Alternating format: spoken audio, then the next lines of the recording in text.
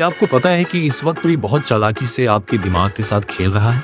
आप सुबह आंखें खोलते हैं, सबसे पहले अपना फोन उठाते हैं और अचानक बिना किसी वजह के आपका मूड खराब हो जाता है। आप बस कुछ रील्स स्क्रॉल करते हैं, दूसरों की चमकती हुई जिंदगी देखते हैं और आपके अंदर एक अजीब सी बेचैनी भर जाती है।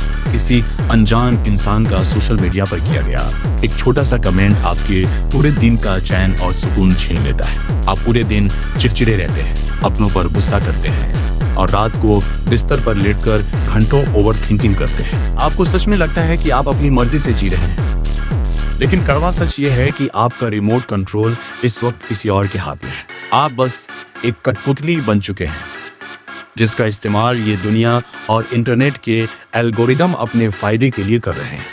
हम एक ऐसी पीढ़ी बन चुके हैं जो दूसरों के विचारों की गुलाम है। किसी ने हमारी तारीफ कर दी तो हम हवा में उड़ने लगते हैं और किसी ने हमारी बुराई कर दी तो हम डिप्रेशन में चले जाते हैं। हमारा अपना खुद पर कोई नियंत्रण ही नहीं बचा है।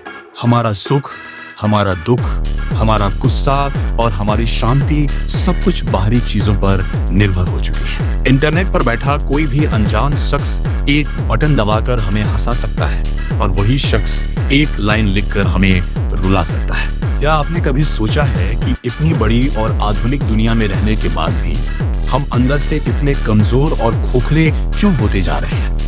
क्यों छोटी छोटी बातें हमारे दिमाग को हिला देती हैं? लेकिन ठहरिए, इस मानसिक गुलामी के जाल से बाहर निकलने का एक बहुत गहरा और चमत्कारी राज है जो आज से ठीक 5000 साल पहले कुरुक्षेत्र के मैदान में ही बता दिया गया था। जब अर्जुन अपने जीवन के सबसे बड़े मानसिक तनाव और डिप्रेशन से गुजर रहे थे, जब उनका हाथ कांप रहा था और दिमाग काम करना बंद कर चुका था, तब भगवान श्री कृष्ण ने उन्हें एक ऐसी चाबी दी थी जो आज के समय में भी आपको इस दुनिया के हर मानसिक चक्रव्यूह से बाहर निकाल सकती है। गीता के दूसरे अध्याय में एक बहुत ही अद्भुत बात कही गई है जिसे समत्वम योग उच्यते कहा जाता है। इसका सीधा और सरल मतलब है अपने भीतर एक ऐसा मानसिक संतुलन पैदा करना जिसे दुनिया का कोई भी तूफान हिला ना सके। श्री कृष्ण कहते हैं कि जो इंसान सुख और दुख, जीत और हार, तारीफ और बुराई में एक जैसा रहना सीख जाता है, वह इस दुनिया के हर जाल से हमेशा के लिए आजाद हो जाता है। इसका मतलब यह बिल्कुल नहीं है कि आप पत्थर बन जाएं या भावनाएं खत्म कर दें। इसका मतलब यह है कि आप अपने भीतर एक गहरा समंदर बन जाएं। समंदर के ऊपर चाहे कितनी भी तेज लहरें उठ रही हों, कितनी भी हलचल हो, लेकिन उसके अंदर हमेशा एक गहरी शांति होती है। जरा सोचिए, अगर आपके पास ये शक्ति आ जाए तो आपकी जिंदगी कैसी होगी?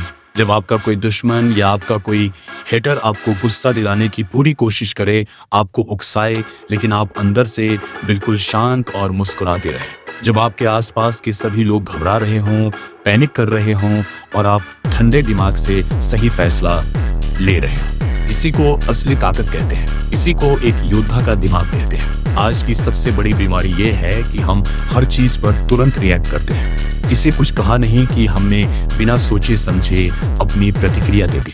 यही हमारी सबसे बड़ी कमजोरी है। इसका फायदा उठाकर लोग हमें अपना गुलाम बना लेते हैं। तो अगर आप सच में इस मानसिक गुलामी से बाहर निकलना चाहते हैं, अगर आप चाहते हैं कि आपके दिमाग का मालिक ये फोन या ये दुनिया ना हो, तो आज से ही हर बात पर तुरंत रिएक्ट करना बंद कीजिए।